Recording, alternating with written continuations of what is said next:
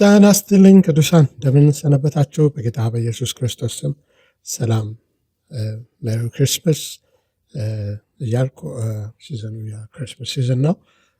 ስለ ገና አምልኮ ሲያሸንፍ እና ጨለማ ሲሸነፍ በሚል አብረን ዛሬ ከመጽሐፍ ቅዱስ ማቴዎስ ወንጌል ምዕራፍ 2 ከቁጥር 1 እስከ ቁጥር 23 ያለው የንባብ ክፍላችን ይሆናል። ከዛ ነው የምንመለከተው። ከዛ ቀደም ብሎ ዮሐንስ 1:15 ላይ ቃልም ሥጋ ሆነ በእኛ አደረ፣ ጸጋንና እውነትንም ተሞልቶ ቃልም ሥጋ ሆነ ጸጋንና እውነትን ተሞልቶ በእኛ አደረ፣ አንድ ልጅም ከአባቱ ዘንድ እንዳለው ክብር የሆነውን ክብር አየን ብሎ ዮሐንስ በምዕራፍ 1 ቁጥር 14 ላይ ስለ ክርስቶስ መወለድ ይነግረናል። ጌታ ኢየሱስ ክርስቶስ ተራ ሕፃን አልነበረም የተወለደው። እግዚአብሔር ወልድ ሥጋ ሆኖ ወደዚህ ወደ ጨለማው ምድር ነበር የመጣውና ይሄ የጸጥ ባለ ጨለማ ወይም ደግሞ ምሽት አልነበረም። ብዙ ጦርነቶች እና ብዙ ግጭቶች ያሉበት ምሽት ነበረ። በማቴዎስ 2 ምዕራፍ 2 ላይ ስለ ክርስቶስ ልደት በደንብ ተዘክሯል። ጠቢባኖቹ የምስራቅ ሰዎች ኮከቡን አይተው ሊሰግዱለት እንደመጡ እናያለን እና ሁለት አይነት ሰዎችን እናያለን በዚህ ገናን በምንመለከትበት ጊዜ በክሪስማስ። አንደኛው እውነትን ፈልገው የሚያመልኩ ናቸው።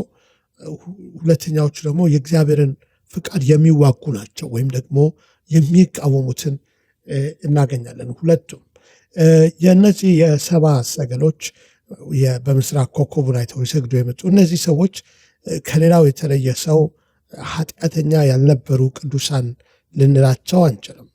እነሱም ኃጢአተኞች ነበሩ። ሁሉም ኃጢአትን ሰርተዋል፣ የእግዚአብሔርም ክብር ጎድሏቸዋል የሚለው እነሱንም የሚያካትት መልእክት ነው።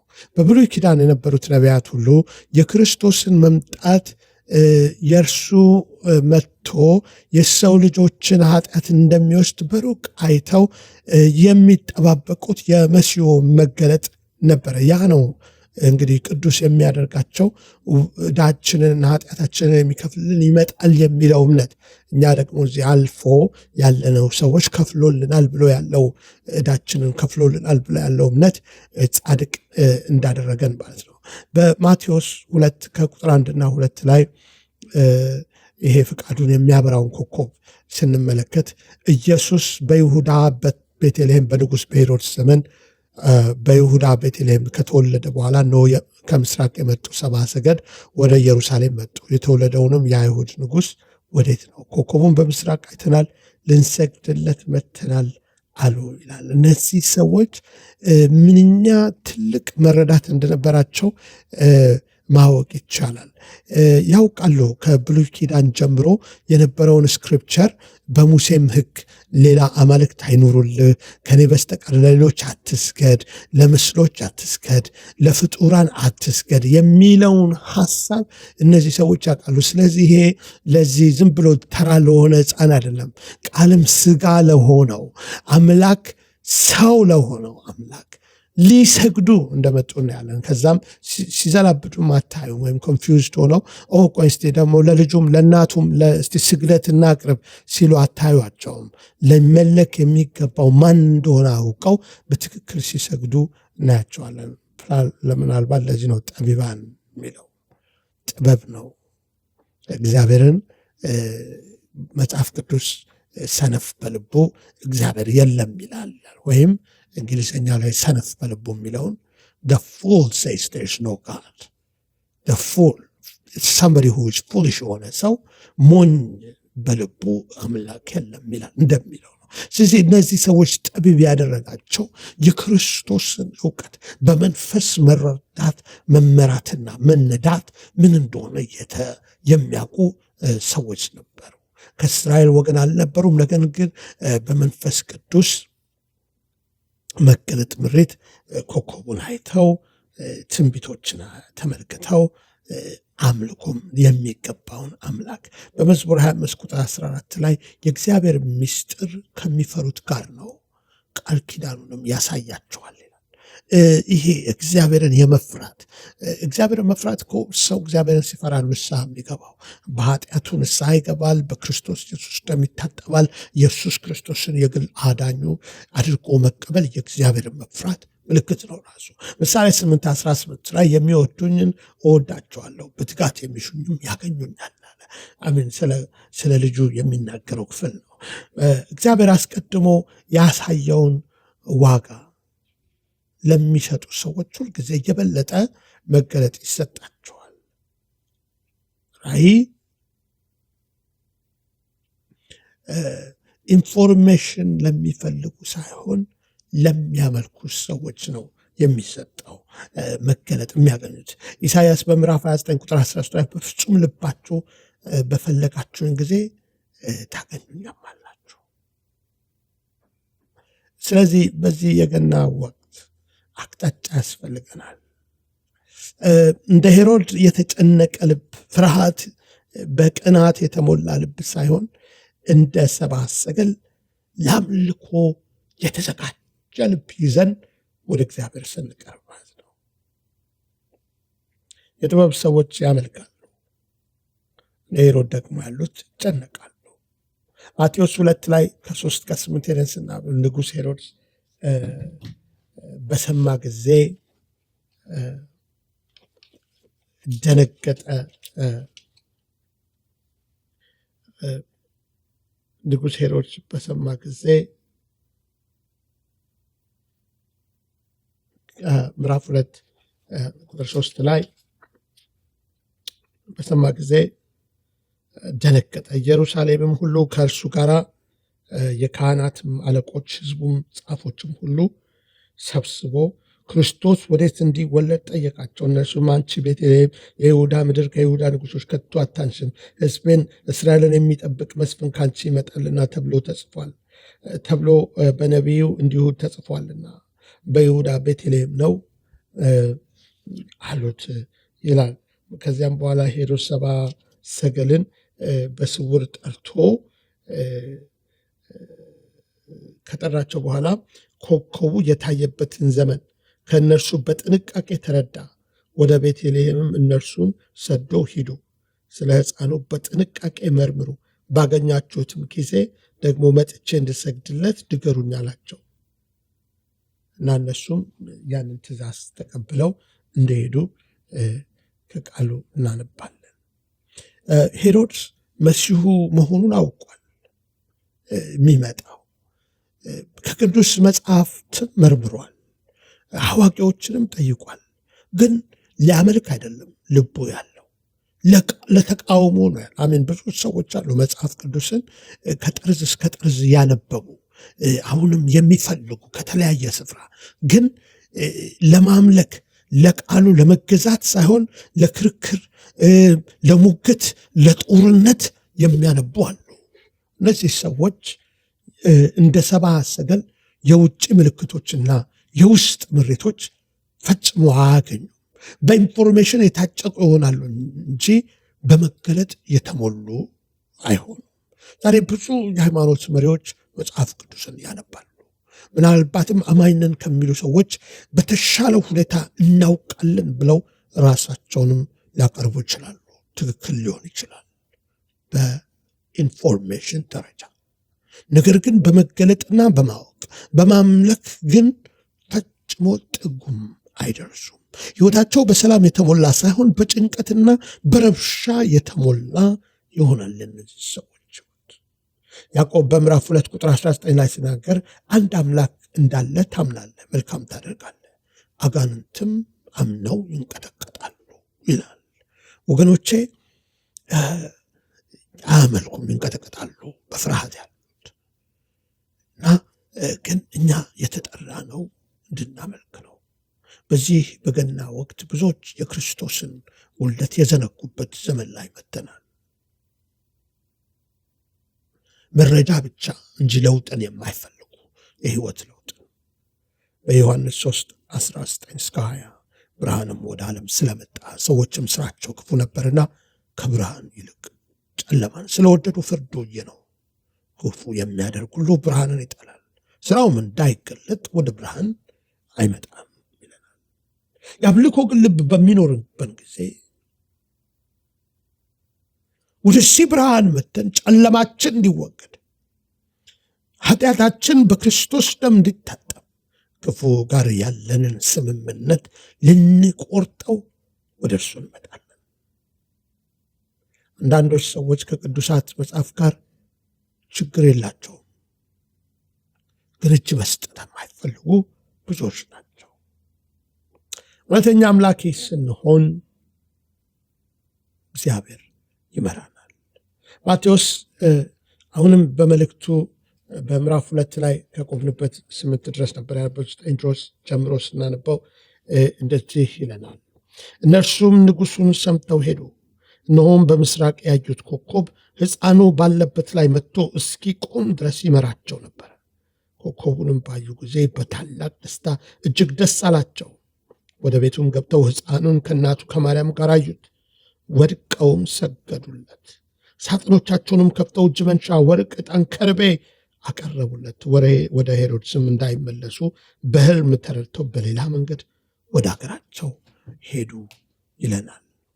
በፍጹም ልብ በእግዚአብሔር ታመን፣ በራስህም ማስተዋል አትደገፍ፣ በመንገድ ሁሉ እርሱን እወቅ፣ እርሱም ጎዳናን ያቀናልሃል። ምሳሌ 3:5-6 አስተምርሃለሁ፣ በምትሄድበት መንገድ እመርሃለሁ፣ በዓይኔም እመርሃለሁ ይላል መዝሙር 32:8 ላይ። እግዚአብሔርን የምናመልክ ሰዎች ስንሆን ሰዎች ባሉን መንገድ ላንሄድ እንችላለን። ሄሮድስ ባለን መንገድ አይደለም የምንሄደው። ምናልባት በዚህ በሚመጣው በ2026 ብዙ አይነት ውሳኔዎች ይኖራቸው ይሆናል። እነዚህ ሰዎች ይመራቸው የነበረው በመንፈስ ስለነበረ የጨረሱትም በመንፈስ ነበረ። ብዙዎች በመንፈስ ጀምረው በስጋ የሚጨረስበት ጊዜ ብዙ ጊዜ በሆነበት በዚህ ዘመን ወገኖቼ በመንፈስ ጀምረን በመንፈስ እንጨርስ ዘንድ አደራ እላችኋለሁ። 70 ሰገል በመንፈስ ጀመሩ ከውጭ በታያቸው። አሁን ደግሞ በውጭ ምሪት ሳይሆን በውስጥ ምሪት ደግሞ ክርስቶስን ካገኙ በኋላ ወደ ሕይወታቸው የውስጥ የሆነ ምሪት መጣላቸው። ወደዚህ ንጉሡ ወዳላቸው መንገድ እንዳይሄዱ እግዚአብሔር በዚህ ዘመን በዚህ በመጪው ዓመት በሕይወታችሁ በምታደርጉት በቢዝነሳችሁ፣ በኢንቨስትመንታችሁ፣ በፋሚሊያችሁ፣ በአገልግሎት፣ በተለያየ የሕይወት አቅጣጫ በውሳኔዎቻችሁ ሁሉ የእርሱን ምሪት ይሰጣችኋል ብዬ አምናለሁ። ወደ እግዚአብሔር ቅረቡ እርሱም ወደ እናንተ ይቀርባልና ስለሚል ወደ እርሱ መተን በአምልኮ መንፈስ ሊሰጠን ያለውን ምሪት የምንቀበልበት ይህ ወር የሆንልን ዘንድ ጸሎቴ ነው። ኮከቡንም ባዩ ጊዜ በታላቅ ደስታ ደስ አላቸው ይላል። ገብተውም ለማርያምና ለሕፃኑ ሰገዱ አይደለም ይላል። ለሕፃኑ ሰገዱ፣ አቀረቡለት። ወርቅ ንግስናውን የሚያመለክት ነው።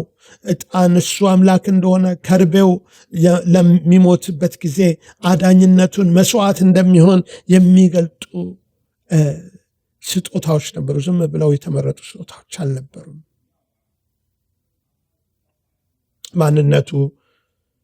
ለማንነቱ የሚገባውን ነው የሰጡት።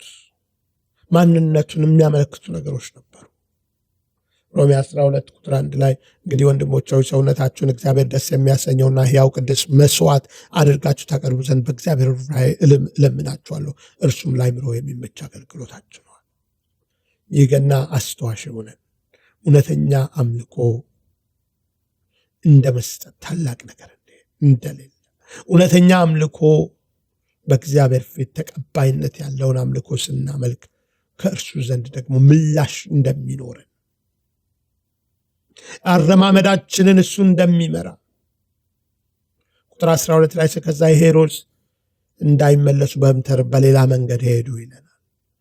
ዋው ወገኖቼ፣ በሌላ መንገድ ትሄዳላችሁ። ሰው ባላችሁ መንገድ ላይሆን ይችላል የምትሄዱት። ሰይጣን ባላችሁ የጥፋት መንገድ አይደለም፣ የጥበቃ መንገድ፣ ጥፋትን ሞትን ከሚያርቅ መንገድ እግዚአብሔር አረማመዳችሁን ያስተካክላል። ሄሮድስ በክርስቶስ ላይ ያደረገውን ጦርነት ነው የምናየው። ያ ሁሉ ንገሩኝ ላምልከው በዚህ ወጣ እስቲ መጽሐፍት ምን ይላሉ ያለው በሌላ መንገድ እንደሄዱ ባወቀ ጊዜ ከ2 ዓመት በታች የነበሩትን ሕፃናት በሙሉ እንዳስገደለ በምዕራፍ 13 እስከ ቁጥር 18 ድረስ ልናነብ እንችላለን። ውጊያ ነው የጀመረው። ዘንዶውም ይላል ራእይ 12 ከ4 እስከ 5 ልጁንና ሴቶቹን እንደተዋጋት ይነግረናል። ይሄ በበትር የሚገዛውን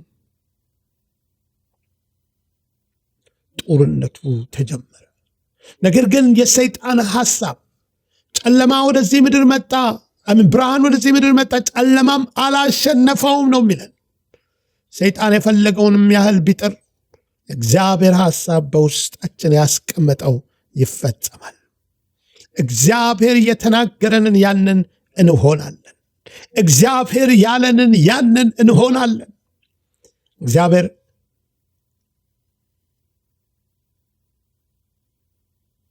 ለዮሴፍና ለማርያም ተናገራቸው፣ ሕፃኑን ይዘው እንዲሄዱ።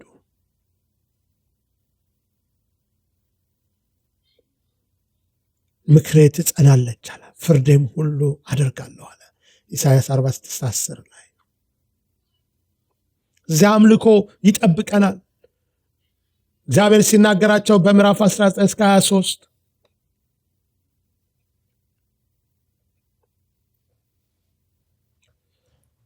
ሄሮድስም ከሞተ በኋላ የጌታ መልአክ በሕልም ለዮሴፍ በግልጽ ታይቶ ሕፃኑን ነፍስ የፈለጉት ሞተዋልና ተነሳ፣ ሕፃኑን እናቱን ይዘ ወደ እስራኤል ሀገር ሂድ አለው። እግዚአብሔር በመጀመሪያ ሂዱ ብሎ መርቷቸው ነበር። እግዚአብሔር ሂዱ ብሎ የጀመረውን ነገር ተመለሱ እስኪለን ድረስ በመንፈስ ጀምረን በመንፈስ መጨረስን እንዳንረሳ። እግዚአብሔር ከላካችሁ እግዚአብሔር ደግሞ ተነሱ የሚላችሁ ጊዜ ይመጣል። በመዝሙር 91:11 ላይ በመንገድ ሁሉ ይጠብቁ ዘንድ መላእክቱን ስላንተ ያዛቸዋል ይላል። ይሄ ዘመን የሴፍቲ ዘመን ይሆንልናል። ብዙ ሴፍቲ በሌለበት በምናየው በሚያስጨንቅ ሁኔታ ውስጥ ባለንበት በዚህ ጊዜ እግዚአብሔር አሁንም ጠብቃችኋለሁ የሚል ቃል እየላከልን ነው። ይህንን ስናይ እምነታችን ሊነሳሳ ይገባል። በመዝሙር 121 ከ7 እስከ 8 እግዚአብሔር ከክፉ ነገር ይጠብቅሃል፣ ነፍስህንም ይጠብቃል፣ ከዘራዬ ጀምሮ እስከ ለዘላለም እግዚአብሔር መውጣትና መግባትህን ይጠብቃል ይለናል። ሃሌሉያ። ማጠቃለያ የዛሬውን መልእክት ለማጠቃለል ማቴዎስ 2 ላይ ጠቢባኑ ሰብአ ሰገል የተመሩበት ምሪትን አይተናል። የአምልኮ ልብ ስለነበራቸው፣ የመሰጠት ሕይወት ስለነበራቸው። ሄሮድስ ደግሞ ራእይን ሳይሆን መገለጥን ሳይሆን የፈለገው እንዲሁ ወሬ ነው፣ ኢንፎርሜሽን ነው የፈለገው። ያ ደግሞ ቃሉንም ሆነ ወደ እግዚአብሔር ስንመጣ ኢንፎርሜሽን ለማግኘት ሳይሆን ሕይወታችን እንዲለወጥ እርሱን እንድናውቀው ልንመጣ ይገባል። ክብር ለኢየሱስ ይሁን። ያ ዛሬም መንፈስና ሙሽራይቱ እንዲህ ይላሉ። 22:17 ራእይ ላይ ና ይላሉ፣ የሚሰማም ና ይበል፣ የተጠማም ይምጣ፣ የሚፈልግም የሕይወትን ውሃ እንዲሁ ይውሰድ ይላል።